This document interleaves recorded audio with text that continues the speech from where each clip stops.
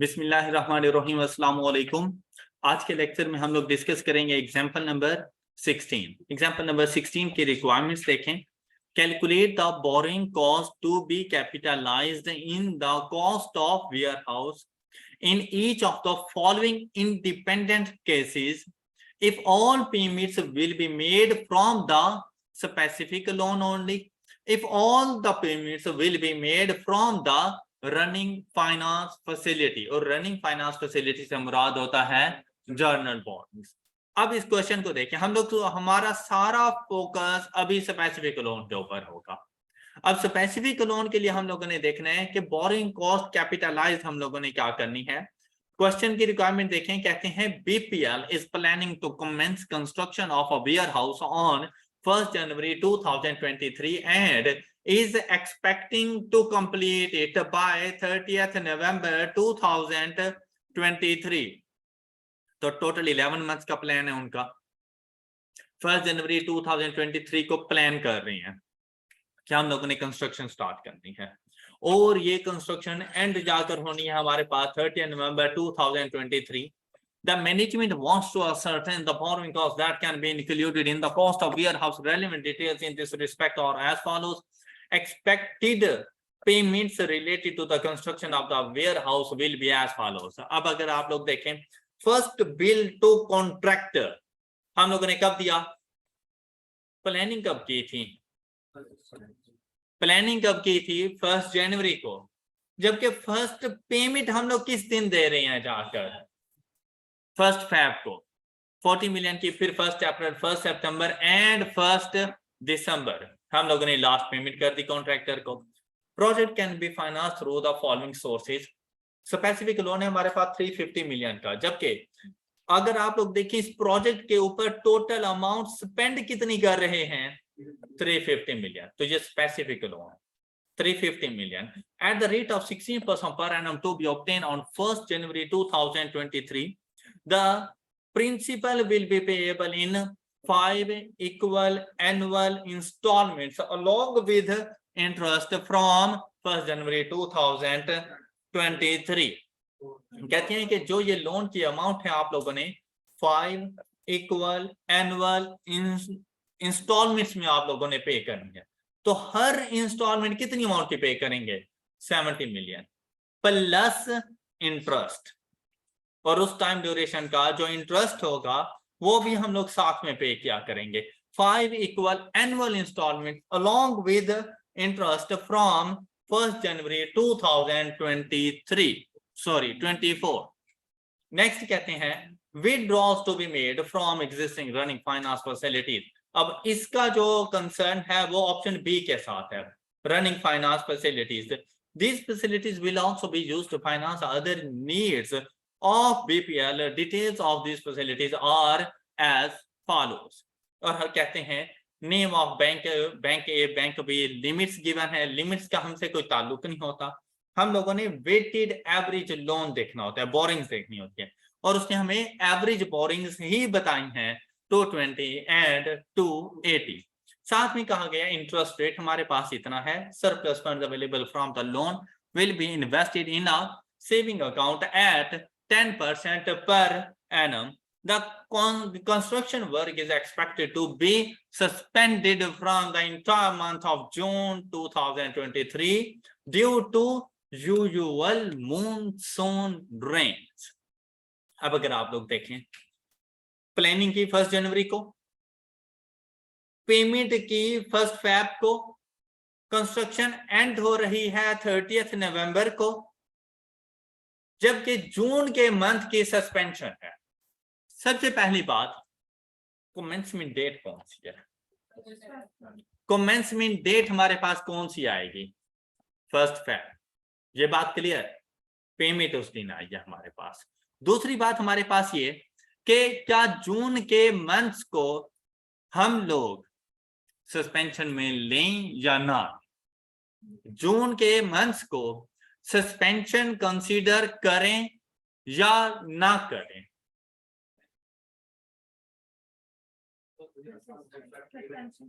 Suspension नहीं है, usual monsoon rains. Unexpected नहीं था। ये बात मैंने आपको प्रीवियस क्वेश्चन में भी कही थी कि अगर कोई अनएक्सपेक्टेड डिले आ जाता है तो सस्पेंशन होता है, और अगर कोई डिले एक्सपेक्टेड हो तो सस्पेंशन कंसीडर नहीं होती। मूनसून में बारिशें होती रहती हैं और वो यूजुअल थी। बिल्कुल ऐसा ही जैसे उसने आपको कहा था कि एक ब्रिज बनाते हुए अगर पानी का लेवल हाई हो जाए और आपको कंस्ट्रक्शन स्टॉप करनी पड़ जाए तो उसको सस्पेंशन कंसीडर ना करना, क्योंकि ये यूजुअल है कि हमारे पास पानी का लेवल हाई हो जाता है। तो मॉनसून के अंदर भी आपने इसको सस्पेंशन कंसीडर नहीं करना। ये डिले आ रहा है, ये यूजुअल है, ये अनएक्सपेक्टेड नहीं था। इस वजह से आपने कैपिटलाइजेशन ऑफ बोरोइंग कॉस्ट को कंटिन्यू रखना है। All clear? All clear? Next देखें, कहते हैं कि आपने इस प्रोजेक्ट को सबसे पहले स्पेसिफिक की तरफ लेके जाना है। अगर स्पेसिफिक की तरफ लेकर जाएं तो 350 मिलियन, तो फिर पेमेंट से कोई गर्ज नहीं होता। बोरोइंग कॉस्ट के लिए 350 मिलियन मल्टीप्लाइड बाय 16%। क्या 2023 में प्रिंसिपल अमाउंट कुछ पे कर रहे हैं? नहीं, 24 में कर रहे हैं। तो कंप्लीट कंस्ट्रक्शन पीरियड के लिए हम लोग कितने अरसे के लिए जाके इंटरेस्ट चार्ज करेंगे? 350 multiplied by 16% and multiplied by 10 months. ये बात क्लियर? इसमें जनवरी शामिल नहीं है, लेकिन इसमें जून शामिल है। ये बात क्लियर होगी सब बच्चों को? फेब से लेकर नवंबर तक सारे का सारा है, और ये 10 मंथ्स, ये टोटल अमाउंट। ये क्लियर सब बच्चों को? फिर देखिए आपके पास 350 था भाई, फर्स्ट मंथ जनवरी का क्या आप लोगों ने कैपिटलाइज किया? फर्स्ट मंथ जनवरी का क्या आपने कैपिटलाइज किया? तो उसकी इन्वेस्टमेंट इनकम भी नहीं लेकर आओगे। और अगर उसके ऊपर कोई इन्वेस्टमेंट इनकम आ जाती है तो वो प्रॉफिट और लॉस अकाउंट को जाके चार्ज करोगे।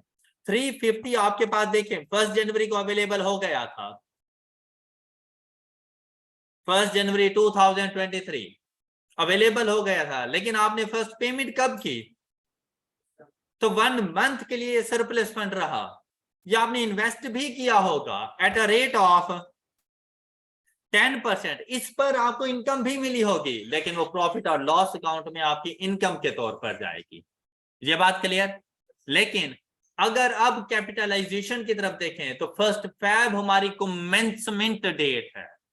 कमेंसमेंट डेट 1 फेब है, क्योंकि तमाम कंडीशंस मीट 1 फेब को जाके हो रही हैं।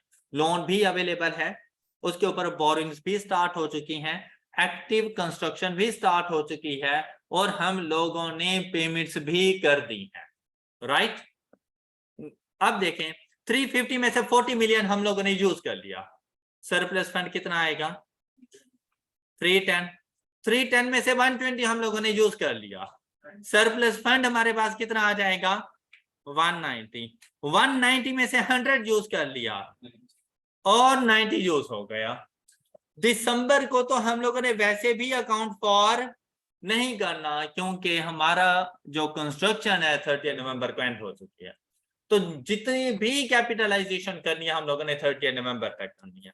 अब 310 मल्टीप्लाइड बाय 10%, ये भी multiplied by 10% and multiplied by, किसी किस्म की कोई सस्पेंशन नहीं है, तो फिर 1 फेब से 1 अप्रैल तक 310 रुपीज सरप्लस पे रहे। कितना अर्सा बनता है ये? Feb March, okay, 2/12।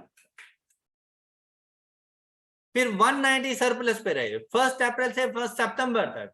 तो अप्रैल, मई, जून, जुलाई, अगस्त, 5 मंथ्स, 5/12। फिर आपके पास 90 रुपीज सरप्लस पे रहे 1 सितंबर से 30 नवंबर तक, कंस्ट्रक्शन एंड डेट तक। वहां पर जाकर आपकी capitalisation of borrowing cost cease हो रही है 30 नवंबर तक। तो सितंबर, अक्टूबर, नवंबर, 3 मंथ्स, 3/12। देखिए ये क्या अमाउंट्स आपके पास आ जाएंगी, 5.17, 7.92, 2.25 और इन्वेस्टमेंट इनकम इन टोटल कितनी हो गई आपके पास, 15.334, जबकि आपके पास टोटल इंटरेस्ट कितना आप लोगों ने पे किया, 350 multiplied by 16% multiplied by 10/12 is equal to क्या,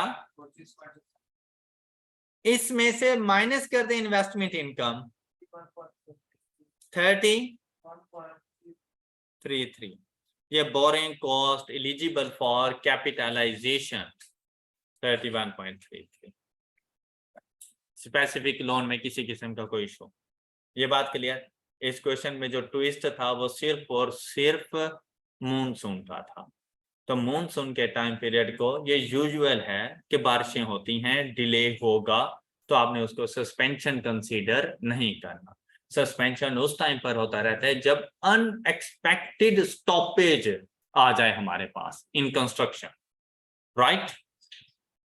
नेक्स्ट देखें, कहते हैं कि अगर ये सारा प्रोजेक्ट रनिंग फाइनेंस फैसिलिटी के साथ जाए तो फिर हमारे पास borrowing cost eligible for capitalisation क्या होगी। तो बेटा जब रनिंग फाइनेंस फैसिलिटी से हम इसको फाइनेंस करवाएंगे तो फिर इन्वेस्टमेंट इनकम का कोई ताल्लुक नहीं है।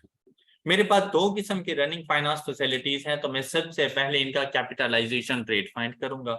मुझे एवरेज बोरिंग्स गिवन है और एवरेज बोरिंग से देखें ये टोटल मेरे पास हो जाते हैं 500। यहां से आप लोग इसके इंटरेस्ट की अमाउंट फाइंड करें, 220 multiplied by 13.7%, the amount is 30.14 जी, and 280 multiplied by 14.6%, 40 point, total interest की अमाउंट आपके पास क्या हो गई, 71.02, 71.02 divided by 500 multiplied by 100, तो capitalisation rate is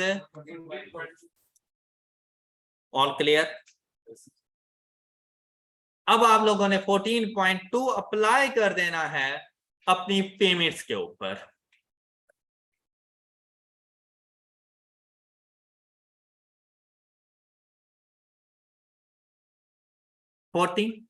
multiplied by 14.2% and multiplied by इस 40 को अब ड्यूरिंग द कंस्ट्रक्शन किसी किस्म का कोई स्टॉपेज नहीं है, 1 Feb से लेकर 30 नवंबर तक चले जाओ, तो कितने मंथ्स आपके पास बन जाएंगे, 10 months, 10/12।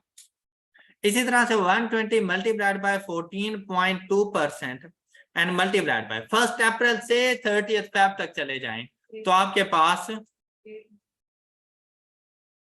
8/12 multiplied by 14.2% multiplied by 1 सितंबर से 30 नवंबर तक 3/12, और इसके ऊपर किसी किस्म का कोई इंटरेस्ट चार्ज नहीं करना, क्योंकि कैपिटलाइजेशन 30 नवंबर को सीज हो चुकी है और आप लास्ट पेमेंट कर रहे हैं 1 दिसंबर को।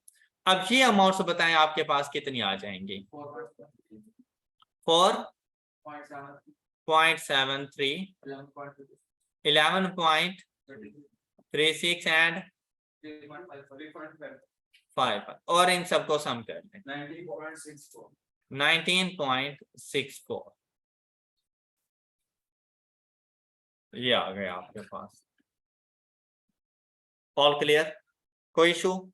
अब इन्होंने ना इसको कैमुलेट करते गए, इस वजह से टाइम में थोड़ा सा डिफरेंस आ सकता है। अब देखें 40 वो हमारे पास रहा 1 अप्रैल से लेकर 1 Feb से लेकर 1 अप्रैल तक, तो कितने मंथ्स के लिए 40 आउटस्टैंडिंग रहा, Feb मार्च 2 मंथ्स के लिए, तो 40 के ऊपर उसने 2 मंथ्स के लिए इंटरेस्ट चार्ज किया। पर 40 के साथ 120 आ गया तो टोटल बोरिंग्स कितनी हो गई 160 नेक्स्ट 1 सितंबर तक आउटस्टैंडिंग रहा, कितने अरसे के लिए 5 मंथ्स के लिए। फिर हमारे पास 160 के साथ 100 मजीद बोरिंग्स में से आ गया, टोटल हो गई 260 1 सितंबर से 30 नवंबर तक, तो टाइम ड्यूरेशन 3। तो अभी आपके पास सेम रिजल्ट्स ही आएंगे, चाहे कैलकुलेट करके चलें, चाहे तमाम अपने प्रोग्रेस पेमेंट्स को इंडिपेंडेंट लेके चलें। All clear? Move two example 17। Discuss how the above issue should be dealt in the financial statements of CL for the year ending 30th December 2020 in accordance with the requirements of IFR। इस किस्म के question आपसे आपके exam में जरूर पूछे जाते हैं, जरूरी नहीं कि हर टाइम पे न्यूमेरिकल क्वेश्चन आए। डिस्कशंस के बारे में पूछता है तो वहां पर आप लोगों ने भी थ्योरेटिकल नोट उसे लिख कर देना होता है कि मुझे क्या करना चाहिए, हमारी अकाउंटिंग पॉलिसीज क्या है, इस चीज को डील किस तरह से करना है, अगर हम अकाउंटेंट होते हम क्या करते, अगर कुछ कर लिया गया है तो उसमें मिस्टेक कहां पर है और उसको ठीक कैसे करना है। ये सारी बातें आप लोगों ने उसको अपने अल्फाज में बतानी होती हैं कि इसको इस तरह से करें, और वो पैसे लिखना आपको आना चाहिए। और उसकी प्रैक्टिस इन्हीं क्वेश्चन से ही होती है कि आप क्वेश्चंस पढ़ा करें, उसके बाद आप देखें कि आपके मुताबिक उसका सॉल्यूशन क्या बनता है, अपने माइंड में सेट कर लें कि ये वो पॉइंट्स हैं जो मुझे अपने सॉल्यूशन में डिस्कस करने चाहिए। फिर आप अपने माइंड में एक पैसेज लेकर आए कि अगर मुझे लिखना पड़ता, रिप्रोड्यूस करना पड़ता तो मैं क्या लिखता। ये करने के बाद आप उसका सॉल्यूशन पढ़ें और फिर मैच करें आपके सॉल्यूशन में और उसके सॉल्यूशन में कहां पे डिफरेंसेस आ रही हैं। आप सेंटेंस को किस तरह से लिख रहे थे और उसने किस तरह से लिखा है। जब आप 2-3 क्वेश्चन ऐसे करेंगे ना, फिर आपको लिखने का तरीका आ जाएगा कि आपने चीजों को लिखना कैसे। अक्सर बच्चों को ये पता होता है कि सॉल्यूशन क्या है, ये नहीं पता कि मैंने बताना कैसे है, मार्क्स डिडक्ट हो सकते हैं। तो इस वजह से आपको ये भी मालूम हो कि आपने चीजों को एक्सप्लेन कैसे करना है। जरूरी नहीं आप 100% इसी तरह से ही करें, लेकिन आपकी अपनी वर्डिंग भी इस तरह की हो कि लगे एक चार्टर्ड अकाउंटेंट की वर्डिंग है और वो स्टैंडर्ड को फॉलो करता है। क्लियर? और हर रेफरेंस आपने स्टैंडर्ड में से फेंकना है कि स्टैंडर्ड ने हमसे ये in accordance with IFRS, in accordance with IFRS। अब क्वेश्चन को देखें। You have recently joined as the finance manager of CL. While reviewing the draft financial statement for the year ending 31st December 2020, prepared by the junior accountant, you have noted that CL is constructing a power generation plant. अब ये power generation plant हमारे पास हमारा qualifying asset होता है। For its factory, the project started on 1st Feb 2020 and would complete on 30 November 2021। अब आपके पास भी हमारे ये जो पेपर होता है हॉट फॉर्म में मौजूद है। आप अपने पास एक पेंसिल रखें, जैसे ही आप पढ़ते जाएं आप उसको अंडरलाइन करते जाएं कि मैंने ये चीज पढ़ी। ये अब दोबारा जब मैं देखने लगूंगा ना, मेरी सारा फोकस हाईलाइटेड वैल्यूज के ऊपर जाएगा, इंपॉर्टेंट पॉइंट्स के ऊपर जाएगा, मुझे दोबारा से दोबारा पूरा क्वेश्चन ना पढ़ना पड़े। फिर देखें, the work remained suspended for 3 months। The project is financed through long term loan acquired specifically on 1st January 2020। The unutilized amount of loan is kept in a separate saving account। मतलब investment income ही हम लोग earn कर रहे हैं, और जो loan है हम उस प्रोजेक्ट को जिस तरह से फाइनेंस करवा रहे हैं वो स्पेसिफिकली है। Next, the accountant has deducted income of separate saving account from full years interest on loan and presented the net amount as finance cost in the statement of. ऊपर वाली स्टोरी में कुछ भी ऐसी बात नहीं थी, सिर्फ आपको बैकग्राउंड बताया गया था कि बेसिकली हुआ क्या है। एंड पे आकर उसने बताया कि भाई वो जो आपका जूनियर अकाउंटेंट है ना, उसने पूरे साल का इंटरेस्ट कैलकुलेट किया, उसमें से इन्वेस्टमेंट इनकम को माइनस किया और जो नेट अमाउंट आई प्रॉफिट और लॉस अकाउंट को फेंक दी। क्या ऐसा करना चाहिए था उसने? नहीं, उसने टोटली ये गलत किया है। अब हम उसे बताएंगे कि भाई आप इसका सोल्यूशन किस तरह से बनाएं। एक लम्हे के लिए आप अपने माइंड में सोचें कि अगर आप अकाउंटेंट होते तो आप क्या कुछ करते, इस सिनेरियो से रेलेवेंट आप क्या कुछ करते। एक लम्हे के लिए सोचें इसे, फिर हम इसको डिस्कस करेंगे। जब आपने इसकी डिस्कशन करनी हो, सबसे पहले उसको उसकी मिस्टेक बताओ कि आपकी मिस्टेक क्या है, उसके बाद करेक्शन की तरफ जाया करो।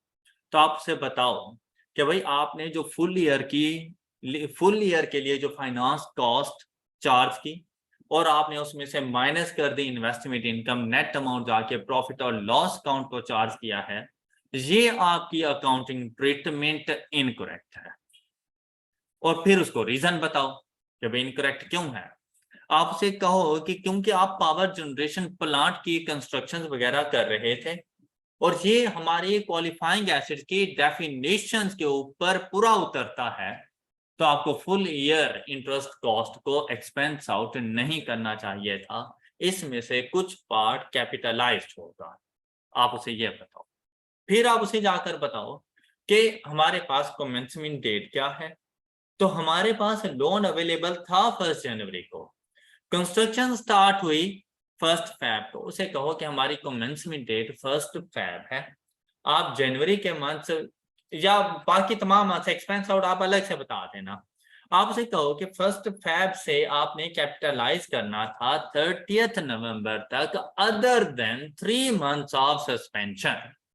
इस तरह से कि आपने ये 7 मंथ्स कैपिटलाइज करना था और इसके ऊपर आने वाला इंटरेस्ट आप इसमें से डिडक्ट करते हैं। इसमें इस पर आने वाली इन्वेस्टमेंट इनकम आप इस इंटरेस्ट में से डिडक्ट करते हैं और रिमेनिंग 5 मंथ्स आप प्रॉफिट और लॉस अकाउंट को चार्ज करो और उस पर इन 5 मंथ्स में आने वाला इंटरेस्ट इनकम वो प्रॉफिट और लॉस अकाउंट को ही चार्ज करो।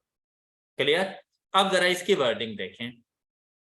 The accounting treatment are adopted by the accountants to expense out borrowing cost is incorrect, as some borrowing cost is eligible for capital, क्योंकि पूरे साल की नहीं, कहते हैं कुछ कैपिटलाइज जाके होनी थी। क्यों? Power generation plant falls under the definition of as its construction involves, अब ये हमें रीजन बता दीजिए भाई क्वालिफाइंग एसिड क्या है। तो क्वालिफाइंग एसिड के लिए यही कंडीशन थी कि सब्सटेंशियल टाइम पीरियड रिक्वायर्ड होना चाहिए उसकी कंस्ट्रक्शन में। फिर construction of power plant is finance through specific borrowing, so actual borrowing cost incurred less temporary investment income on the borrowing would be capitalised, however the borrowing cost will be capitalized from the date when construction actually starts. Basically आपने commencement date बतानी थी और वो commencement date हमारे पास क्या आ रही है, rather than 1 January. Further, the capitalization of borrowing cost should be suspended and charged to statement of profit or loss during the 3 months when work was suspended. In the statement of profit or loss, borrowing cost on loan and interest income earned from saving account should be presented separately. Okay? तो आप लोगों ने जैसे ही 2-3 question इस तरह से करेंगे तो आपको थ्योरी के लिखने का भी मेथड का पता होना चाहिए कि आपने थ्योरी को किस तरह से लिखना है। अदरवाइज जैसी वर्डिंग आप लोग यूज करते हैं उसके बाद आप खुद पढ़ के एग्जामिनर बन के देख लें कि आप खुद को कितने नंबर देने वाले हो। तो 50% मार्क्स भी नहीं देने वाले तुम अपने आप को, जैसी वर्डिंग तुम लोगों ने लिखी हुई होती है। तो एक अकाउंटेंट्स जैसी वर्डिंग लेके चलो, पहले चीजों को हाईलाइट करो कि इसने मिस्टेक क्या की और कहाँ पे क्यों की उसने मिस्टेक। फिर उसे अपने माइंड में सोचो कि मैंने इसे कौन कौन से स्टेप्स बताने हैं कि तुम क्या क्या करो, तो वो अपने तमाम स्टेप्स एक्सप्रेस करो यहाँ पर। All clear? Example number 18, most important question है ये हमारे पास। Requirements, prepare relevant extracts including comparative figures from BEL statement of profit or loss for the year ending 31st December 2020. The statement of financial position as on that date, notes to the financial statements are not required. Borrowing cost ought to be calculated on the basis of number of month. Extracts बताने हैं statement of profit or loss का and statement of for the year 2020 and 2019, right? अब देखें भाई, आप लोगों ने extracts के लिए अपने पास फॉर्मेट बना लेना है। आपने कंपनी नेम लिखा, extracts from statement of financial from statement of profit और loss for the year ended and extract from statement of financial position as on, मतलब आप एक पेज पे एक रहने दिया करें, दूसरे पेज पे दूसरा एक्सट्रैक्ट लेके चले जाया करें। उसके बाद आप लोगों ने करंट ईयर को सबसे पहले जाके लिखना है और उसके बिल्कुल सामने कंपैरेटिव फिगर्स, और दोनों एक्सट्रैक्ट्स के साथ आप लोगों ने बिल्कुल यही ट्रीटमेंट करना है। अब आपने आ जाना है अपने क्वेश्चंस पर। अब यहाँ पर हम लोगों ने साथ साथ मार्क्स भी गेन करने हैं, तो इसीलिए क्वेश्चन को कुछ इस तरह से हम लोग लेके चलेंगे। ये बहुत इंपॉर्टेंट क्वेश्चन है और ये क्वेश्चन आपके पास 17 to 18 मार्क्स का क्वेश्चन है। तो 17 to 18 मार्क्स उससे लेना कोई इतना आसान काम नहीं है अगर आप लोग सिर्फ वर्किंग पे बैठे रहे तो आप लोगों ने थोड़ा सोच समझ के स्टेप लेने हैं और अपने क्वेश्चंस को कंप्लीट करना है। जितना हो सके एक्सट्रैक्ट्स को कंप्लीट करने की कोशिश करें।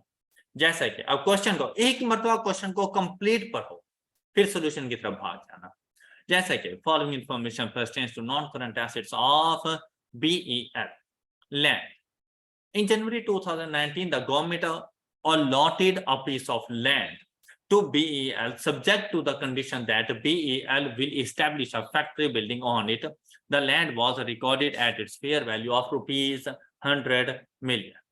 Next, factory building. On 1st March 2019, BEL started construction of the factory building. अब यहाँ पर ये डेट्स ना बहुत ज्यादा इंपॉर्टेंट होती हैं कि आपको पता हो कि आपका अकाउंटिंग ईयर एंड कब हो रहा है और आप लोगों ने ये जो ट्रांजैक्शंस की हैं ये कब की। हमारा अकाउंटिंग ईयर 31 दिसंबर को है और हम वर्किंग कर रहे हैं 2019 एंड 20 की। फैक्ट्री बिल्डिंग की बात कर रहे हैं 1 मार्च से। 1 मार्च 2019 started construction of the factory building. The construction work was completed on 30th June 2020. Substantial time period लग गया इसके ऊपर। Qualifying asset है ये हमारे पास। Payments related to the construction of the factory building were as follows. First bill to contractor, date of payment तो 1 मार्च और amounts वगैरह गिवन है हमारे पास। अच्छा, यहाँ पर मैं एक चीज के एडिशन करूं कि देखें भाई, हमारे पास यूटिलिटी बिल्स सपोज क्या आते रहते हैं first month, first date of the month, लेकिन क्या पे भी हम first month first day of the month को करते हैं? नहीं, ड्यू डेट गिवन होती है कि 10th of each month due date है। तो आपके पास बिल आने की डेट डिफरेंट हो सकती है लेकिन पेमेंट डेट डिफरेंट होगी। बिल की डेट डिफरेंट होगी, पेमेंट डेट डिफरेंट होगी। मुझे बिल की डेट से कोई कर्ज नहीं है कि बिल की डेट क्या है, मैंने पेमेंट डेट देखनी है कि पेमेंट डेट क्या है हमारे पास। ये बात समझ आ गई आप लोगों को? तो यहाँ पर पहले ही उसने डेट ऑफ पेमेंट दी है। नेक्स्ट देखें, project was finance through government grant of rupees 200 million received on 1st Feb 2019. Unused funds were from government grant were invested in a saving account at a rate of 8% per annum. Withdrawals from the following running finance facilities obtained from Bank A and Bank B. The relevant details are as follows. Obtained on 1st January 2019 and 1st January 2020. Rate of interest बता दिया गया, balance बता दिया गया 2019 का, फिर markup बताया, मतलब इंटरेस्ट की अमाउंट खुद ही उसने कैलकुलेट करके बता दी। बैलेंस बताया 2020 का, एवरेज बैलेंस बता दिया, साथ में मार्कअप की वैल्यू बता दी। और कहते हैं फिर manufacturing plant. The manufacturing plant was purchased on 1st August 2020 at a cost of rupees 420 million, so rupees 240 million was financed through an interest-free loan from government. The loan will be forgiven if the plant is operated for at least 4 years by BEL. Upon acquisition, there is a reasonable assurance that BEL will comply with this condition. Other information, BEL uses cost model for subsequent measurement of property, plant and equipment. All government grants are recorded as deferred income and a part of it is transferred to income each year. Useful life of the factory, building and manufacturing plant has been estimated at 25 years and 10 years respectively. And question end. अब बात आती है कि भाई मैं अपने questions के solution का स्टार्ट कहां से जाके करूं। मैंने सिर्फ एक्सट्रैक्ट बतानी है। एक्सट्रैक्ट बताने के लिए भाई आपने यहां पे अपना स्टार्टिंग पॉइंट डिसाइड करना होता है। अगर आपने स्टार्टिंग पॉइंट अच्छा डिसाइड कर लिया, आप 100% मार्क्स ले जाएंगे। और अगर स्टार्टिंग पॉइंट में ही कंफ्यूज हो गए, आपके लिए मार्क्स गेन करना बहुत मुश्किल हो जाता है। अब जैसे ही मैंने देखा भाई मेरे पास ना 3 किस्म के एसिड्स मौजूद हैं, तो लाजमी बात है 3 किस्म के एसिड के आगे इंफॉर्मेशन भी मुझे देनी होगी। लैंड सबसे ज्यादा इजी है, लैंड सबसे ज्यादा इजी है। कैसे? 1 जनवरी को इन जनवरी 2019 मेरे क्वेश्चन का स्टार्ट कब हो रहा है? मेरे क्वेश्चन का स्टार्ट कब हो रहा है? 1 जनवरी 2019। मैंने कंपैरेटिव फिगर्स बताने थे, तो 1 जनवरी 2019 से ही मेरे क्वेश्चन का स्टार्ट हो रहा है। लेकिन यहां पर मैंने कोई फिक्स ऐसे स्केड्यूल नहीं बना कर देना। आप ये देखें 2019 में आपके पास एक पीस ऑफ लैंड आया और वो गवर्नमेंट की तरफ से आया। आपको पता है कि अक्सर गवर्नमेंट की जमीनें रखी हुई होती हैं, तो गवर्नमेंट ने आपको वो पीस ऑफ लैंड दे दिया, आपने उसके लिए किसी किस्म की कोई पेमेंट नहीं की। तो यहां पर ना बेसिकली हमारे पास एक और स्टैंडर्ड हमारा शामिल हो जाता है गवर्नमेंट ग्रांट से रेलिवेंट, और वो इन डिटेल हम लोगों ने पढ़ना है। लेकिन उससे रेलिवेंट इंफॉर्मेशन मैं आपको यहां पर बताता जाऊं तो आप इजीली उसको अंडरस्टैंड कर लेंगे। तो हमें ये कहा गया कि अगर आपको किसी किस्म का कोई एसिड मिल जाता है गवर्नमेंट की तरफ से, तो आपने उसको अपना एसिड कंसीडर करना है। अब आपने कुछ पे तो किया नहीं है, तो आपके लिए परचेज प्राइस नील है, तो किसके ऊपर जाके कंसीडर करेंगे आप उसको? तो आप उसकी फेयर वैल्यू देखो और उसको अपनी फेयर वैल्यू पे रिकॉर्ड करो। अब देखें 2019 में आपके पास 100 मिलियन की लैंड मौजूद है। क्या कोई एडिशन हुई इसमें? क्या कोई डिस्पोजल हुआ? तो जितनी लैंड 2019 में मौजूद है वही पीस ऑफ लैंड 2020 में भी मौजूद होगा। डेप्रिसिएशन इसके ऊपर हो नहीं रही, तो आप सबसे पहले जाके लैंड जाके अपने पास रिकॉर्ड करोगे। ये बात समझ आ गई? आप बैलेंस शीट के एक्सट्रैक्ट में जाएंगे, बैलेंस शीट के एक्सट्रैक्ट में आप लोग जाएंगे और यहां पर जाके लैंड को रिकॉर्ड करेंगे 100 and 100। ये बात क्लियर है सब बच्चों को? यहां तक कोई इशू? अच्छा, इसके बाद ये जो गवर्नमेंट ग्रांट आपके पास होती है ना, आपने इसको भी रिकॉर्ड करना होता है। अब आपके पास देखें ग्रांट कितनी आई लैंड से रेलिवेंट? 100 मिलियन। बेसिकली ये 100 million as it is 100 million ही रहता है ग्रांट के तौर पर।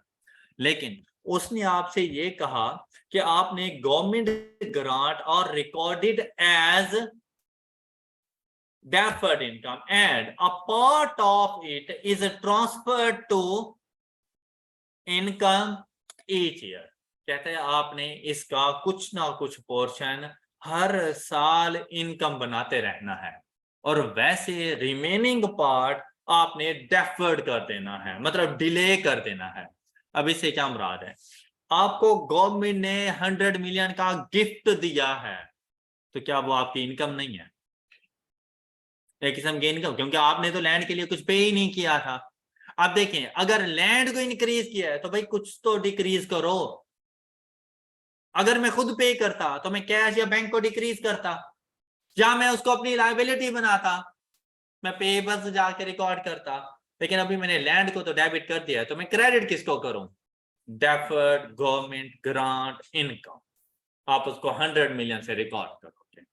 डेफर्ड गवर्नमेंट ग्रांट इनकम आप लोगों ने जाके रिकॉर्ड कर देना है।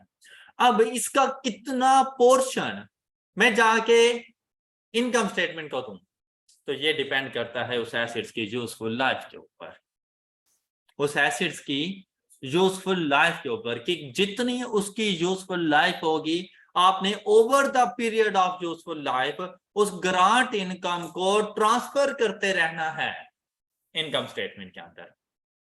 लैंड की तो लाइफ ही नहीं होती, लैंड की लाइफ ही नहीं होती, तो मैं कितना ट्रांसफर करूं? तो देखा जाता है उसके ऊपर जो बिल्डिंग बनाई जाती है कि उस बिल्डिंग की कितनी लाइफ है। अब आप ये देखें, जो उसके ऊपर हम लोगों ने फैक्ट्री बिल्डिंग बनाई थी बेटा, वो 30 जून 2020 को जाके कंप्लीट हुई है। तो क्या 2019 में कोई बिल्डिंग थी उसके ऊपर? तो जब बिल्डिंग नहीं थी तो उसकी क्या लाइफ होगी? तो कुछ भी ट्रांसफर नहीं करोगे। और डेफर्ड ग्रांट इनकम आपकी नॉन करंट लायबिलिटी होती है, आपने जाकर उसको अपनी लायबिलिटी के तौर पे रिकॉर्ड करना है। ये देखें, लैंड के ऊपर डेफर्ड गवर्नमेंट ग्रांट, लैंड के ऊपर 2019 में 100 मिलियन ही पूरा रखना। लेकिन जब 2020 में गए, अब उसके ऊपर बिल्डिंग बन चुकी थी। कब कंप्लीट हुई बिल्डिंग? 30 जून 2020। और उस बिल्डिंग की यूजफुल लाइफ कितनी है? 25 इयर्स। तो अब आप ट्रांसफर कर सकते हो 100 मिलियन डिवाइडेड बाय 25, लेकिन पूरा साल नहीं, 30 जून से 31 दिसंबर तक कितना अर्सा? 6 मंथ्स। तो आप करेंगे 100 डिवाइडेड बाय 25 मल्टीप्लाइड बाय 6/12, तो 2 मिलियन आप ट्रांसफर कर देंगे। किसको? प्रॉफिट और लॉस अकाउंट को। बाकी आपके पास डेफर्ड इनकम कितनी बच जाएगी? ये देखो, ये 98 आ गई। क्या ये बात क्लियर है आप सब बच्चों को? ये बात क्लियर? और ये 2 मिलियन की इनकम इधर आके रिकॉर्ड कर, ग्रांट इनकम लैंड के ऊपर 2 million, 100 divided by 25 multiplied by 6/12, और आपके पास लैंड की सारी वर्किंग कंप्लीट हो चुकी है। कोई शो क्लियर? और आपको इससे रेलेवेंट कंप्लीट मार्क्स मिल चुके। अब नेक्स्ट चलते हैं। अब मेरे पास दो किस्म के एसेट्स हैं, एक तो है मैन्युफैक्चरिंग प्लांट, दूसरा है फैक्ट्री बिल्डिंग। आपको क्या लगता है कौन सा ज्यादा इजी है, प्लांट या फैक्ट्री बिल्डिंग? प्लांट के पास चलो भाई। जरूरी नहीं होता कि आप क्वेश्चन के, भाई मुझे पता है, मैंने क्वेश्चन पढ़ा हुआ है कि फैक्ट्री बिल्डिंग का प्लांट से कोई ताल्लुक नहीं है, प्लांट का फैक्ट्री बिल्डिंग से कोई ताल्लुक नहीं है। अब आपने मार्क्स गेन करने हैं और अपने आप को सिक्योर एंड पे लेके जाना है। 50% से ज्यादा मार्क्स गेन करो, सबसे पहला काम यही करो। मुश्किल से मुश्किल क्वेश्चन आपको अपने 50% मार्क्स देगा, बस आपको वहां से मार्क्स एक्सट्रैक्ट करने आने चाहिए। अब जब प्लांट के पास गए, कहते हैं वाज परचेज ऑन 1 अगस्त 2020। क्या मतलब? 2019 में प्लांट था ही नहीं, तो क्या बैलेंस शीट में कुछ जाएगा? कुछ भी नहीं जाएगा। और हमने इसको कब परचेज किया? 1 अगस्त 2020। फिर क्या कहता है? 420 मिलियन का कहता है 240 million was finance through an interest free loan from government. ये फिर गवर्नमेंट ग्रांट आ गई। और हमसे क्या कहा गया था कि गवर्नमेंट ग्रांट को डेफर्ड इनकम रिकॉर्ड करना, तो आपने इसको अपनी लायबिलिटी बनाना है। और आपका प्लांट अपनी कॉस्ट की वैल्यू पर ही रिकॉर्ड होगा, 420 पर जाके रिकॉर्ड होगा। फिर क्या कहते हैं? The loan will B for given. अब ये वैसे कंडीशन उसने खाम खा कि आपको बता दी गई, इस क्वेश्चन से इनका कोई ताल्लुक नहीं है। अब आप लोगों ने सिंपली जाकर अपने manufacturing plant 420 divided by 10 and multiplied by 1 अगस्त से 31 दिसंबर तक, अगस्त सितंबर अक्टूबर नवंबर दिसंबर, 5 मंथ्स के लिए आपने इसको जाके डेप्रिशिएट कर। तो देखिए 420 divided by 10 42, multiplied by 5/12 is equal to, ये डेप्रिसिएशन एक्सपेंस 2020 में, 2019 में तो प्लांट था ही नहीं, तो मैं उसकी डेप्रिसिएशन कैसे चार्ज करूं 2020 में। ये बात क्लियर हो गई। और 420 में से 17.5 माइनस कर दो, 402। ये बात क्लियर।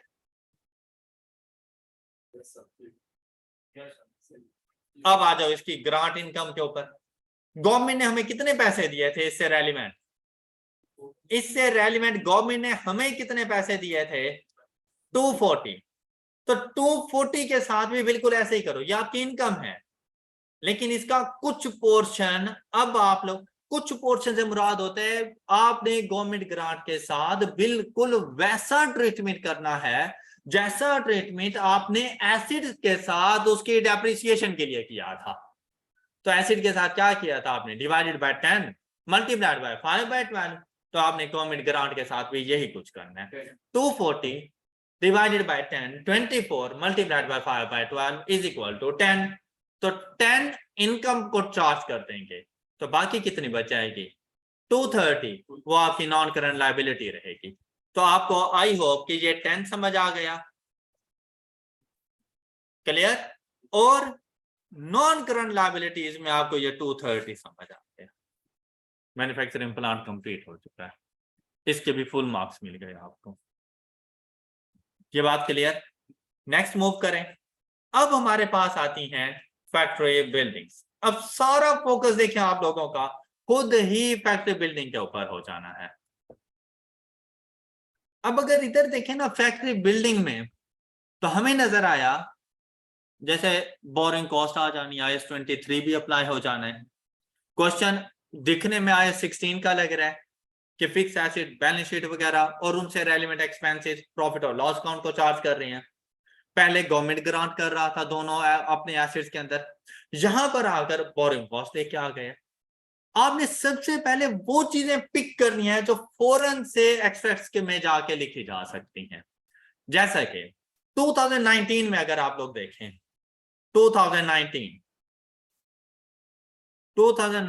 के एंड पर मेरे पास ये बैलेंस मौजूद है, बैलेंस ऑन 31 दिसंबर 2000। एक ही लोन था, दूसरा लोन तो मैंने लिया 2020 में है। क्या ऐसा नहीं है कि ये मेरी लायबिलिटी है, क्या ऐसा नहीं है मेरी लायबिलिटी है। रनिंग फाइनेंस फैसिलिटी है तो करंट लायबिलिटीज में लिखा करें। रनिंग फाइनेंस फैसिलिटीज को अपनी करंट लायबिलिटीज में लिखा करें। 2019 के लिए 250 आपकी लायबिलिटी बन जाएगा, और 2020 के लिए इसमें से आपके पास आ जाएगा 350, और यहां से आपके पास आ जाएगा, तो टोटल लायबिलिटी कितनी हो जानी है। सबसे पहले ये जाके लिखो, 2019 की लायबिलिटी 250 एंड 2020 की लायबिलिटी 550। ये बात क्लियर हो गई? क्या ये बात क्लियर हो गई आप बच्चों को? अच्छा, नेक्स्ट अब चलते हैं।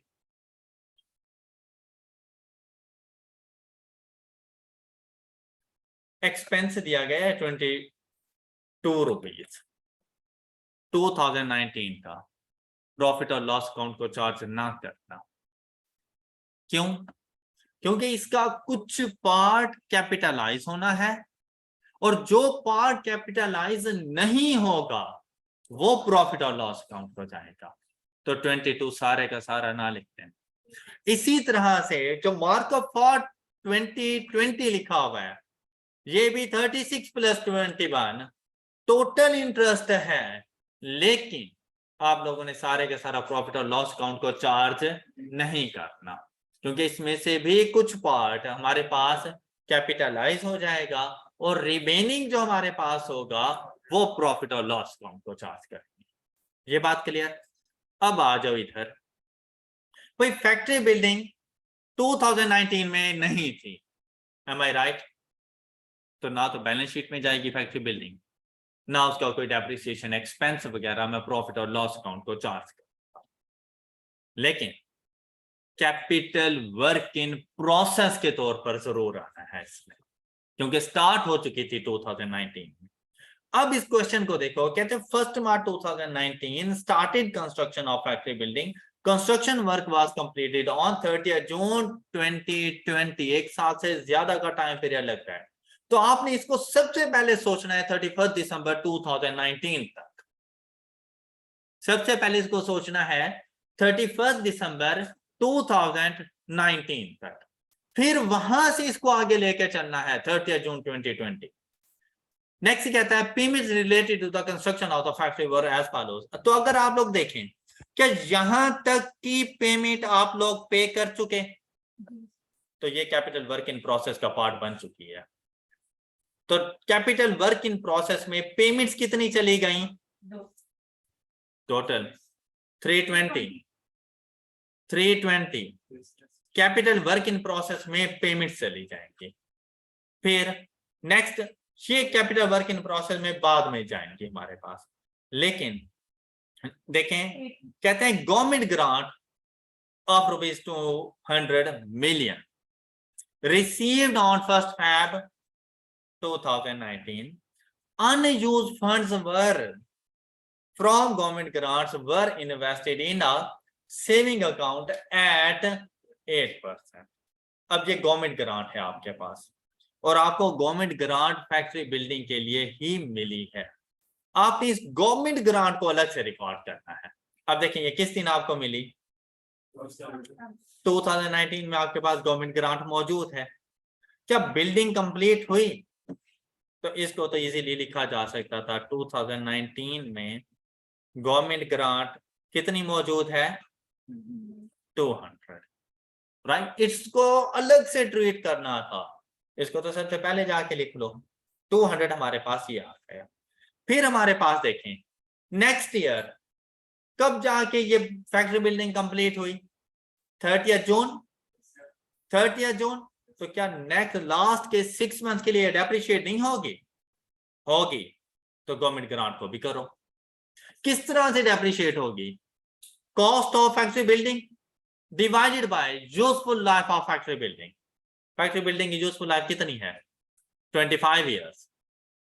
और कितना अरसा के लिए डेप्रिशिएट हो रही है 2020 में?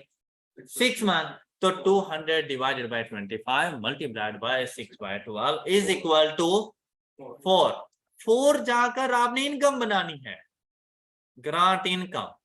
ये बात क्लियर? तो 200 में से 4 इनकम बन गई, बाकी कितनी बच गई आपके पास? गवर्नमेंट ग्रांट को आपने साइड पे कर दिया। हालांकि अभी फैक्ट्री बिल्डिंग नहीं कंप्लीट हुई, उसमें बोरिंग कॉस्ट तक कैलकुलेट नहीं की।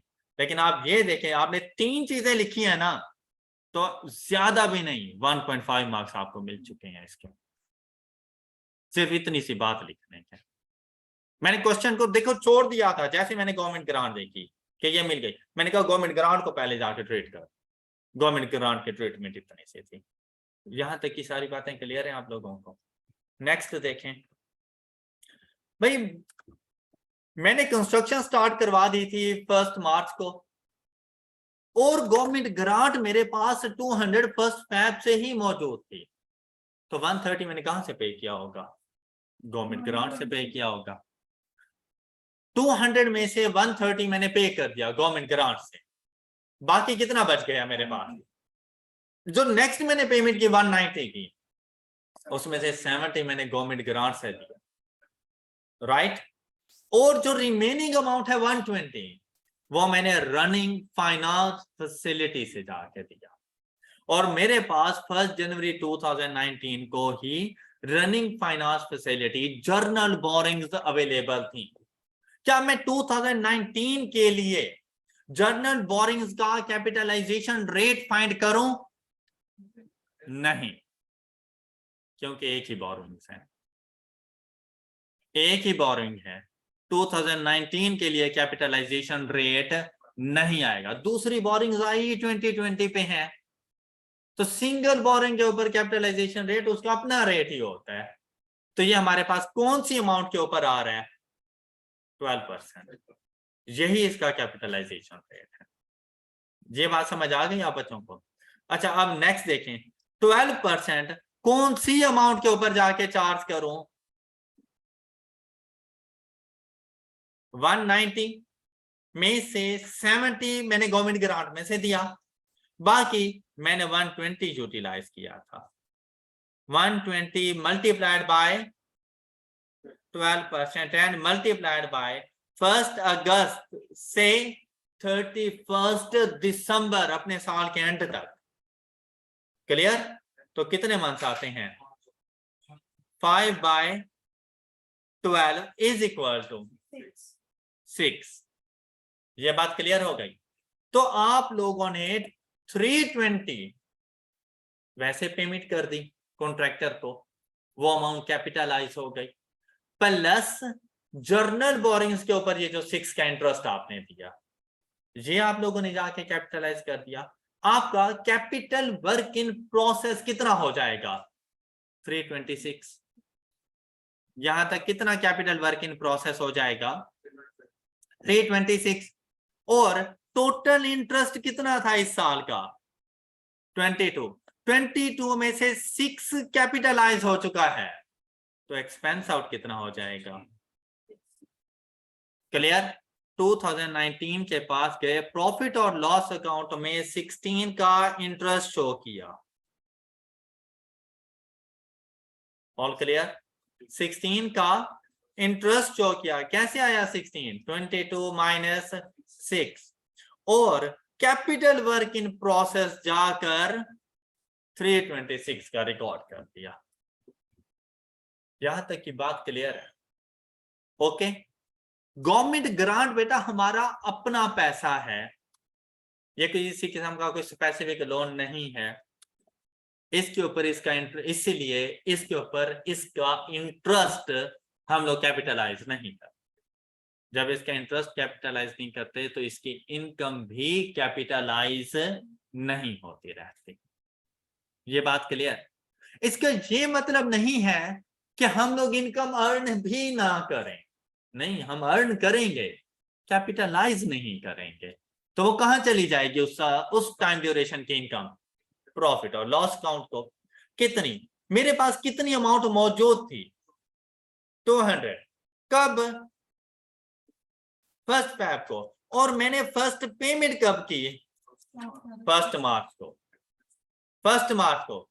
तो ऐसा नहीं है जैसे ये 200 मिलियन इन्वेस्ट रहा at a rate of 8% for 1 month, plus इधर ही प्लस करते हैं, ओके, या अलग से भी फाइंड कर सकते हैं। 130 मैंने यूज कर लिया 200 में से 1 मार्च को। रिमेनिंग अमाउंट मल्टीप्लाइड बाय 1 मार्च से 1 अगस्त, ऐसे ही है। तो कितने अरसे के लिए?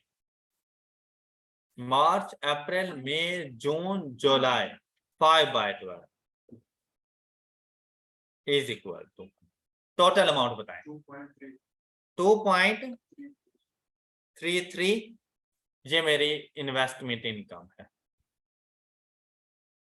Income from saving account. गलत बता रहे हैं जी।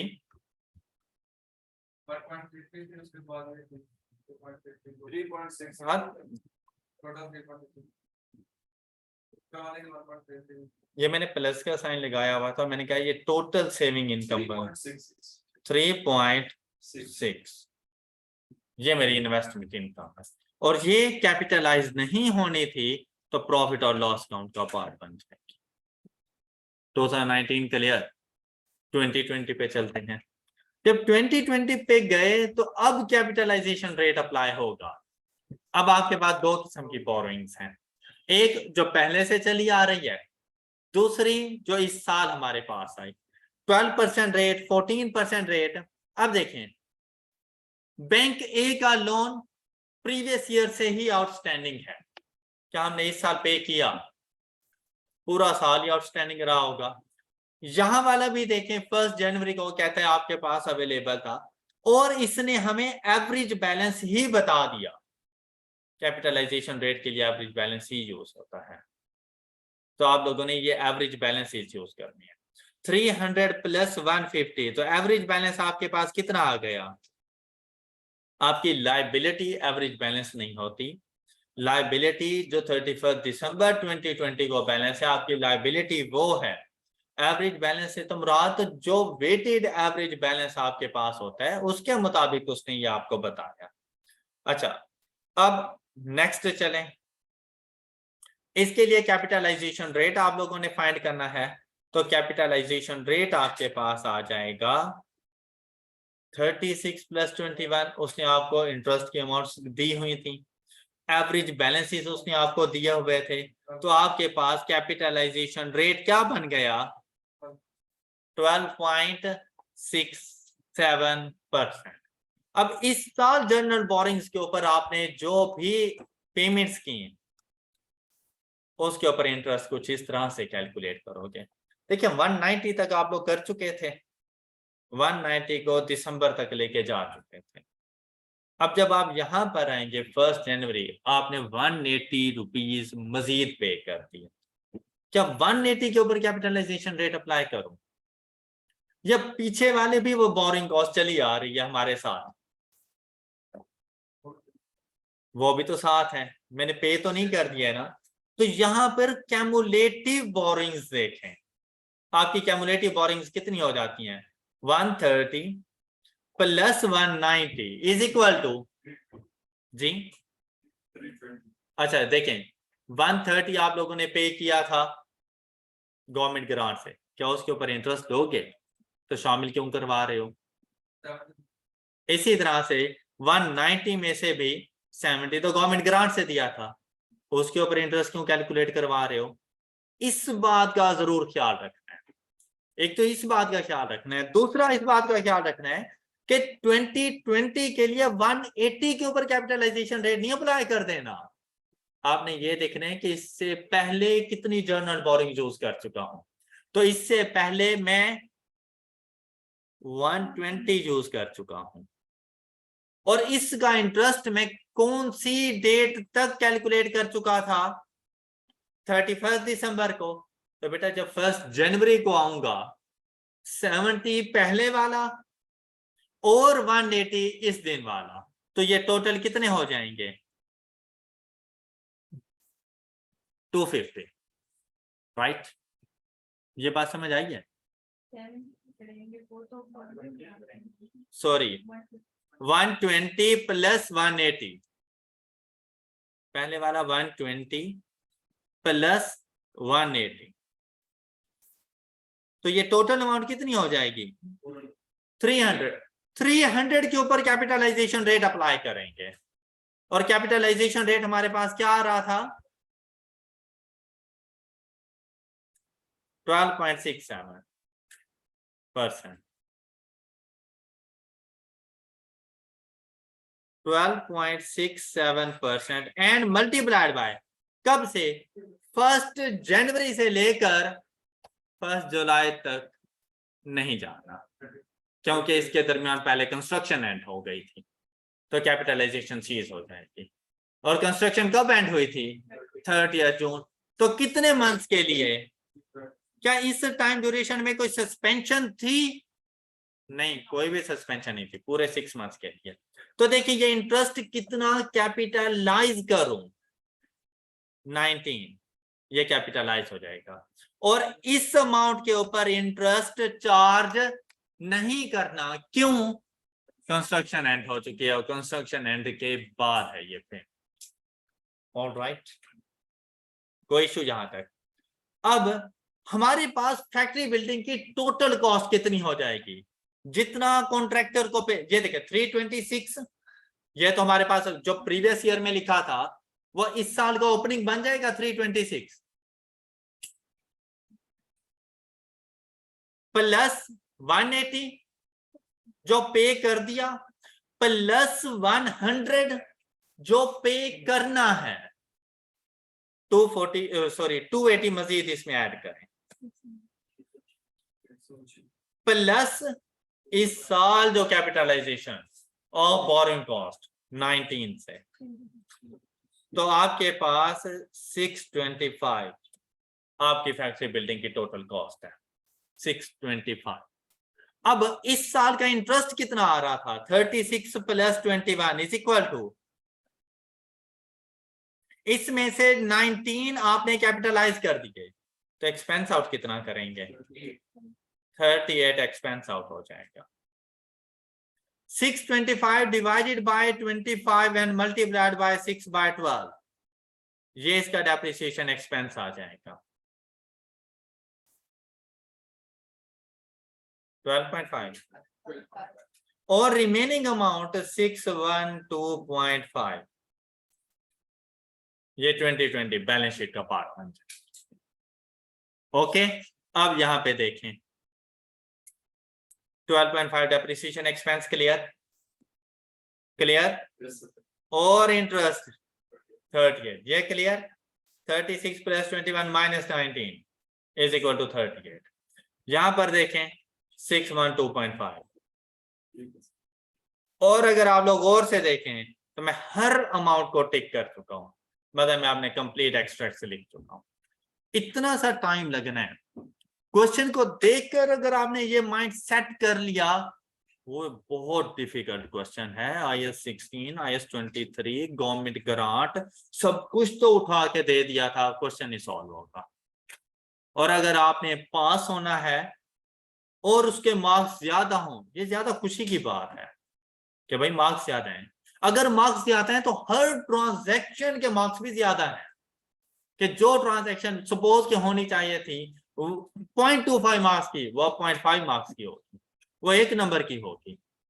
और आपने कभी भी इस तरह से नहीं सोल्यूशन करना कि ABC up to Z complete लिखो, नहीं, कंप्लीट लिखो लेकिन दरमियान से अपने क्वेश्चन को कंप्लीट करो। जो चीज जहां पे समझ आ रही है वहां पे जाके रिकॉर्ड करो। और अब अगर आप लोगों ने गौर किया हो, मैंने कोई खास वर्किंग नहीं की क्वेश्चन की, लेकिन मेरा क्वेश्चन कंप्लीट हो चुका है, राइट? और आपको फुल मार्क्स मिलेंगे। और आपके क्वेश्चन के गलत होने के 1% चांसेस भी नहीं होने कि आपका क्वेश्चन गलत है। आप लोगों ने प्रैक्टिस कुछ इस तरह से करनी है। जब आपका सारा फोकस चला जाता है ना वर्किंग्स के ऊपर, समझ लें आपको आधे घंटे बाद भी आप 0 पे बैठे हुए हो, आपको कोई मार्क्स नहीं मिला। लेकिन अगर आप इस मेथड के मुताबिक क्वेश्चन को सॉल्व करेंगे, 5 मिनट बाद आप 3 से 4 नंबर गेन कर चुके हैं। अब आप खुद सोच लें, आपके लिए वो आधा घंटा ज्यादा बेनिफिशियल है ये 5 मिनट। तो आपको ये पता होना चाहिए कि किसी भी क्वेश्चन से बिल्कुल क्विकली इमीडिएटली मैंने मार्क्स डिडक्ट कैसे करवाने हैं मुझसे, मैं उसे अब मार्क्स को गेन कैसे करूं। ओके, आप लोगों ने इसके MCQs वगैरह अच्छे तरीके से सॉल्व कर लेने हैं और इंशाल्लाह हम लोग कल मिलेंगे नेक्स्ट लेक्चर में। आपका बहुत सा ख्याल रखिएगा। अल्लाह हाफिज।